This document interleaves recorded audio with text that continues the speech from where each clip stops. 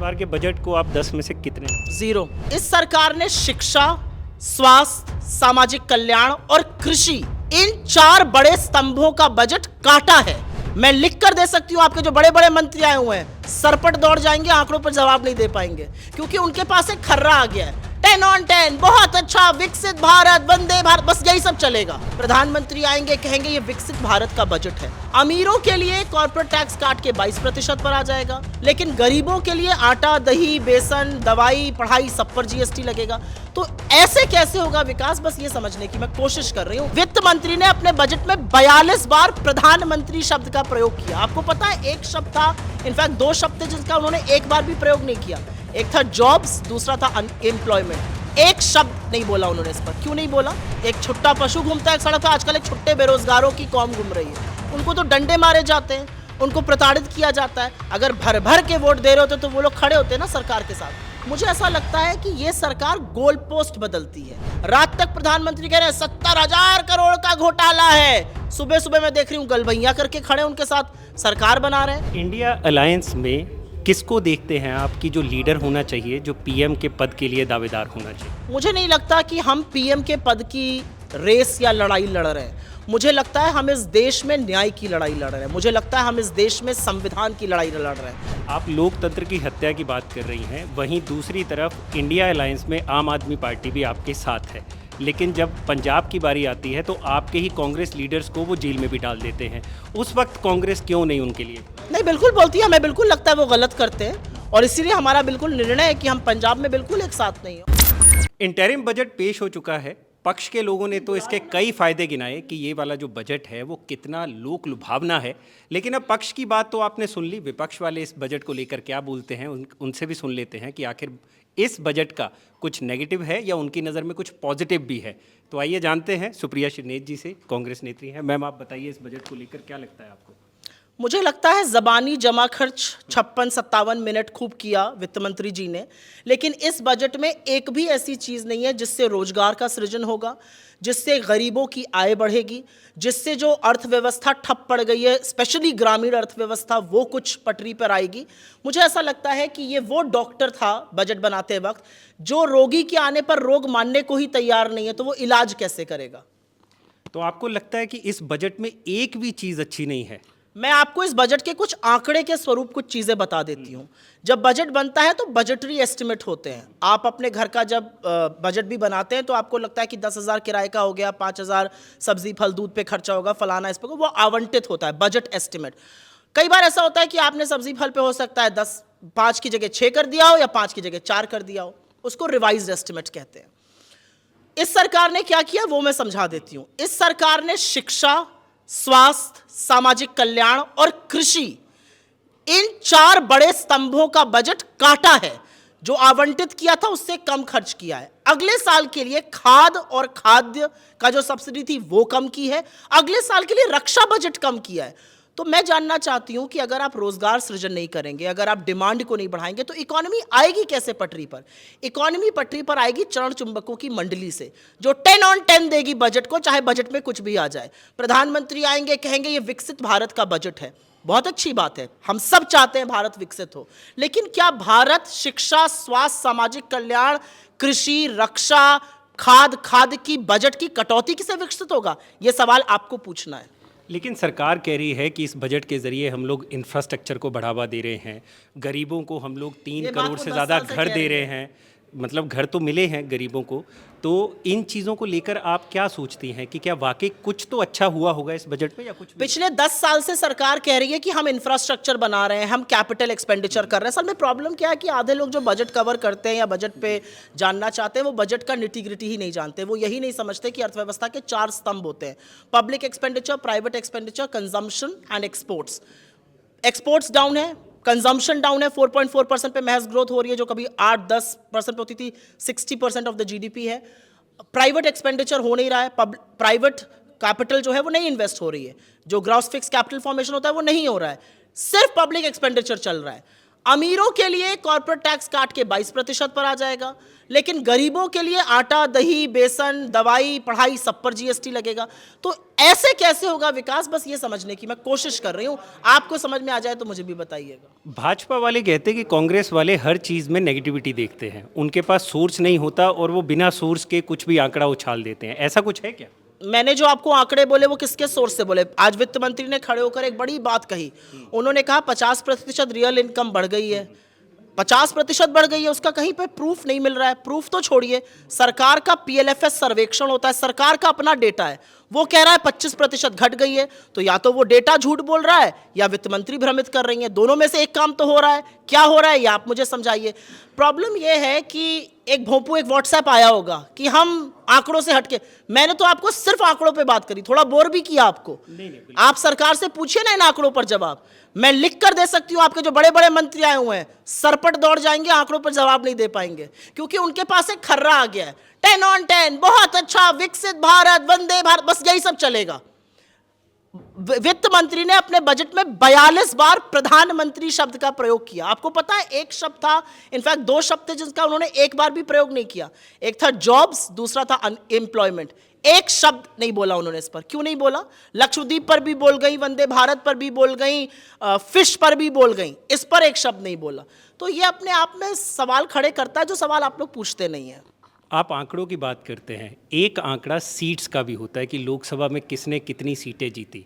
अगर कुछ नहीं हो रहा है, भाजपा कुछ नहीं कर रही है, तो जो जनता है वो क्यों इतनी भर भर के वोट्स भाजपा को दे रही है और कांग्रेस को कहीं ना कहीं नकार रही है? नहीं, पहले तो ये जो आप लोग नैरेटिव बनाते हैं भर भर के वोट दे रही है। अभी इलेक्शन हुए, 4 राज्यों में हुए, एक मिजोरम में भी हुआ, तेलंगाना, छत्तीसगढ़, राजस्थान, मध्य प्रदेश, मिजोरम में टोटल वोट 10 लाख हमें ज्यादा मिले। तो ये जो भर भर के वोट दे रहे हैं वो भर भर के वोट इधर आए। हमारा एक first pass the post system है, उसके चलते उन्होंने 3 जगह सरकार बनाई। असलियत ये है कि ये जो दिग्भ्रमित किया जाता है कि जनता उनके साथ कहां खड़ी है। आज जो युवा सड़क पे उतरकर रोजगार मांगता है, जो एक छुट्टा पशु घूमता है सड़क पे, आजकल एक छुट्टे बेरोजगारों की कौम घूम रही है।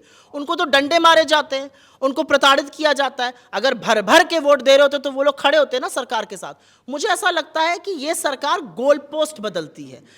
10 साल सरकार में रिपोर्ट कार्ड दिखाने का वक्त था, अब इन्होंने दूसरी तरफ ही भ्रमित किया हुआ है। ये सरकार ईडी, सीबीआई, इनकम टैक्स से विपक्ष को प्रताड़ित करती है। लेकिन मुझे ऐसा लगता है आज की तारीख में अगर आपकी ईडी की रेड नहीं हो रही है तो आप शायद मुस्तैदी से नहीं लड़ रहे। You should wear it like a badge of honour, और यही आपको 24 में दिखेगा। तो आपको लगता है कि जितनी भी ईडी की रेड्स हो रही हैं उसमें भ्रष्टाचार कहीं भी इन्वॉल्व नहीं है, सिर्फ एक राजनीति? 121 पॉलिटिकल पीपल, राजनीतिक व्यक्ति 121 हैं जिनके खिलाफ ईडी के केसेस चल रहे हैं। 4 गुना इसमें बढ़ोतरी हुई है। 115 केसेस विपक्ष के लोगों के हैं। मतलब आपके पास वो जो गंगा बह रही है भाजपा की, उसमें अगर आपने गोता लगा लिया और उसमें डुबकी लगाकर अगर आप निकले हैं तो आपके सारे दाग धब्बे धुल गए। आप सर्फ की तरह बिल्कुल नहा धोकर साफ हैं। चाहे वो हेमंत बिस्व शर्मा हो, चाहे वो शुभेंदु अधिकारी हो, चाहे वो नारायण राणे हो, चाहे वो अजीत पवार हो। रात तक प्रधानमंत्री कह रहे हैं 70,000 करोड़ का घोटाला है, सुबह सुबह मैं देख रही हूँ गलबैया करके खड़े उनके साथ सरकार बना रहे हैं। तो मुझे लगता है कि इन सब चीज़ों पर थोड़ा विचार आप लोगों को भी करना चाहिए। भारत जोड़ो न्याय यात्रा के जरिए कांग्रेस क्या हासिल करना चाहती है? मुझे लगता है हम न्याय हासिल करना चाहते हैं। हम चाहते हैं कि 10 साल से जो लोग अन्याय का दंश सह रहे हैं, और वो अन्याय आर्थिक है, वो सामाजिक है, वो राजनीतिक है, जिन लोगों को रोजगार नहीं मिल रहा, जिन लोगों की आय कम हुई है, जिन लोगों को आज जो आश्रित हैं फ्री के राशन पर, वो आर्थिक अन्याय है और उनको न्याय मिलना चाहिए। रोजगार न्याय का एक माध्यम है। हमारा अपना मानना है सामाजिक न्याय। जिस तरह से देश में नफरत का एक माहौल फैलाया जाता है, जिस तरह से आज की तारीख में एक नया फैशन है, एक पर्टिकुलर समुदाय का नाम लेकर आप झूठ बोलिए, फर्जी फोन कॉल करिए, मंदिर में मांस फेंक दीजिए, गणेश जी की मूर्ति खंडित कर दीजिए और उस समुदाय को आप विलन बनाइए। इस तरह के अन्याय के खिलाफ न्याय होना चाहिए। और राजनीति में 150 सांसदों को निलंबित करके जो कानून पारित किए जाते हैं वो एक तरह से राजनीतिक अन्याय है। वो उन लोगों के रिप्रेजेंटेशन का है जो 15-15, 20-20 लाख लोग एक सांसद को चुनकर भेजते हैं। तो मुझे लगता है न्याय के ये 5-6 बड़े स्तंभ हैं और इस पे काम होना चाहिए। लेकिन आप न्याय खोजने तो निकले हैं, कहीं ना कहीं इस पूरी यात्रा के दौरान इंडिया अलायंस में टूट भी नज़र आती दिख रही है, चाहे वो बंगाल है, फिर आप बिहार में आ जाइए, बिहार के बाद अगर आप बात करेंगे यूपी में भी आसार कुछ ज़्यादा सही नहीं लग रहे हैं कांग्रेस के लिए। तो कैसे दोनों मोर्चों पर कांग्रेस लड़ेगी? नहीं, मुझे नहीं लगता कि दोनों मोर्चों पर लड़ने की बात है। हमारा महागठबंधन बिल्कुल इंटैक्ट है। मुझे लगता है कि जो हमें छोड़कर बिहार में गए, आप हमें छोड़कर ये कह दीजिए कि मैं आप लोगों से सहमत नहीं हूं, मैं अलग चुनाव लड़ूंगा, ये मैं मान सकती हूं कि आपको हमारी कुछ बातें ठीक नहीं लगी, आपका कुछ बातों पे हमसे मतभेद था। आप हमें छोड़कर उन्हीं की गोदी में लपक कर बैठ गए, उन्हीं की गोदी में बैठकर जाकर आप मुख्यमंत्री बन गए जिनकी खिलाफत करने आप इधर आए थे। तो ये जो राजनीतिक पलटी होती है, ये जो समर सॉल्ट जिसको कहा जाता है, जो कुलाची आपने मारी है, ये मेरी समझ के बाहर है। इसका मतलब कहीं ना कहीं आपके अंदर कलेजा नहीं है आज की तरह लड़ने का, कहीं ना कहीं आप दबाव में आ जाते हैं, कहीं ना कहीं हमारी जो बातें हैं, चाहे वो जातिगत जनगणना या अन्य मुद्दे हो, आप उसमें सहमत नहीं है। और अगर आप सहमत नहीं तो हट जाना बेहतर है। मैं यूपी से आती हूँ और मैं बड़ी मतलब मुझे थोड़ा इंटरेस्टिंग लगा ये कहना कि सब ठीक नहीं चला। मेरी जानकारी तो जहाँ तक है, और मैं खुद यूपी में बड़ी एक्टिव हूँ, बिल्कुल ठीक सब चल रहा है। लेकिन जब भी यूपी के नतीजे आते हैं तो कुछ ठीक दिखाई नहीं देता, हर बार यही हो रहा है, तो उस वजह से मैंने ये पूछा। नहीं, हर बार ये नहीं हो रहा है, ये भी एक आपने स्वीपिंग स्टेटमेंट बना दिया। मुझे लगता है 22 का चुनाव हम लोगों के लिए बहुत ख़राब था और मैं बिल्कुल मानती हूँ कि हमें और मजबूत होने की ज़रूरत है। लेकिन जिस तरह का हमारी और सपा की बात चल रही है, मुझे लगता है इसमें से कुछ सकारात्मक ज़रूर निकलेगा। प्रियंका गांधी क्या इस बार चुनाव लड़ेंगी? मैं प्रियंका गांधी की ना तो पीए हूँ, ना मेरी उनसे इस पे बात हुई है। मुझे लगता है वो मेरी नेता हैं और वो जो भी डिसीजन लेंगी सही डिसीजन लेंगी, ये उनका निर्णय होगा। इंडिया अलायंस में किसको देखते हैं आप कि जो लीडर होना चाहिए, जो पीएम के पद के लिए दावेदार होना चाहिए? मुझे नहीं लगता कि हम पीएम के पद की रेस या लड़ाई लड़ रहे हैं। मुझे लगता है हम इस देश में न्याय की लड़ाई लड़ रहे हैं। मुझे लगता है हम इस देश में संविधान की लड़ाई लड़ रहे हैं। मुझे लगता है हम इस देश में भागीदारी की लड़ाई लड़ रहे हैं। मुझे लगता है हम इस देश में जो नफरत फैलाई जा रही है उसके खिलाफ मोहब्बत की एक जंग लड़ रहे हैं और हम सब साथ में हैं। चुनाव नतीजे आने दीजिए, बहुत काबिल लोग हैं। मैं तो बिल्कुल चाहूँगी कि मेरे नेता राहुल जी प्रबल दावेदार हों। लेकिन कई जगह पे ऐसा देखा जा रहा है, जैसे चंडीगढ़ के मेयर इलेक्शन होते हैं, मेयर इलेक्शन में भी कहीं ना कहीं जब चुनाव हार जाते हैं तो कहा जा रहा है कि वहाँ पर कुछ ना कुछ धांधली हो गई। तो ऐसी स्टेटमेंट्स क्यों आती है? जहाँ पे चुनाव हार जाती है कांग्रेस कह देते हैं कि आपने वीडियो देखा था जी, चंडीगढ़ मेयर इलेक्शन का? जी, देखा। क्या देखा था आपने उसमें? उसमें वो पेन से कुछ लिख रहे थे, आप ये कह रहे हैं। तो जिन वोटों को आप इनवैलिड कर रहे हैं उस पर आप लिख रहे हैं, ऐसे लिख के इनवैलिड किया जाता है। असलियत चंडीगढ़ के इलेक्शन की ये थी कि 36 लोगों का उसमें वोट होता है। 14 नगर निगम के सदस्य भाजपा के थे, एक उनकी एमपी थी, एक शिरोमणि अकाली दल का वोट था, 13 वोट आपके थे और 7 हमारे थे। हमारा कैंडिडेट कुलदीप सिंह क्लियरली चुनाव जीत रहे थे। मनोज सोनकर को एन वक्त पे चुनाव जिताया गया। ये चुनाव भी कोर्ट के निर्देशन पे हुआ था, नहीं तो प्रिसाइडिंग ऑफिसर अनिल मसीह तो जाकर अस्पताल में एडमिट हो गए थे 18 जनवरी को। और जिस तरह से उन्होंने झपट कर सारे वोट उठा लिए, जिस तरह से वो इनवैलिड वोट्स पर लिख रहे थे, मुझे लगता है लोकतंत्र की इस हत्या पर तो आप लोगों को त्राहिमाम मचा देना चाहिए था। दौड़ा दौड़ा के मंत्रियों से सवाल पूछना चाहिए जो आज यहां आ रहे हैं कि लोकतंत्र की इस तरह से दिन दहाड़े हत्या क्यों की जा रही है। आप हमारी ही बात पर संदेह जाहिर कर रहे हैं, ये थोड़ा सा मुझे चिंतित करता है। आप लोकतंत्र की हत्या की बात कर रही हैं, वहीं दूसरी तरफ इंडिया अलायंस में आम आदमी पार्टी भी आपके साथ है, लेकिन जब पंजाब की बारी आती है तो आपके ही कांग्रेस लीडर्स को वो जेल में भी डाल देते हैं। उस वक्त कांग्रेस क्यों नहीं उनके लिए फिर बोलती?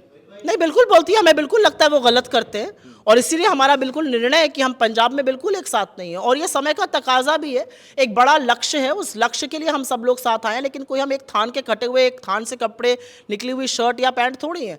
हम जहाँ पर हमें लगेगा सही है गठबंधन, जहाँ पे हमें लगेगा कि हाँ हम बीजेपी को रोक सकते हैं, हम उस तरह की नफरत की गंदी राजनीति को, अन्याय को रोक सकते हैं, हम साथ आएंगे। लेकिन बिल्कुल हम एनजीओ नहीं, हम एक पॉलिटिकल पार्टी हैं और जहाँ पर हमारे साथ कोई गलत करेगा या हमें लगेगा कि कोई हमारी लड़ाई में रोड़ा बन रहा है, हम उसको बिल्कुल वहाँ पे ख़त्म करेंगे। 2024 के नतीजों को लेकर आप क्या सोचते हैं? 2024 में इंडिया गठबंधन की सरकार बनेगी और लोगों के साथ न्याय होगा। युवा न्याय, नारी न्याय, किसान न्याय, श्रमिक न्याय और भागीदारी। जिन लोगों को सिर्फ ज़बानी जमा खर्च किया गया, जो आज के बजट में भी दिख रहा था, वो न्याय होना ज़रूरी है। लेकिन दूसरी तरफ भाजपा वाले कह रहे हैं वो 350 पार जाने की सोच रहे हैं। नहीं, वो मुंगेरी लाल के हसीन सपने देखने में टैक्स थोड़ी लगता है। कहने को तो कोई कुछ भी कह दे, कहने को हो सकता है अगली बार मोदी जी कह दें कि वो राष्ट्रपति ऑफ अमेरिका का चुनाव लड़ेंगे। तो ये सारी बातें ज़बानी जमा खर्च हैं, जो जुमलों के वो काफ़ी आदी हैं बोलने के। तो इस बार के बजट को आप 10 में से कितने नंबर? 0, क्योंकि इस बजट को उपभोग बढ़ाना था, निवेश बढ़ाना था, रोजगार बढ़ाना था।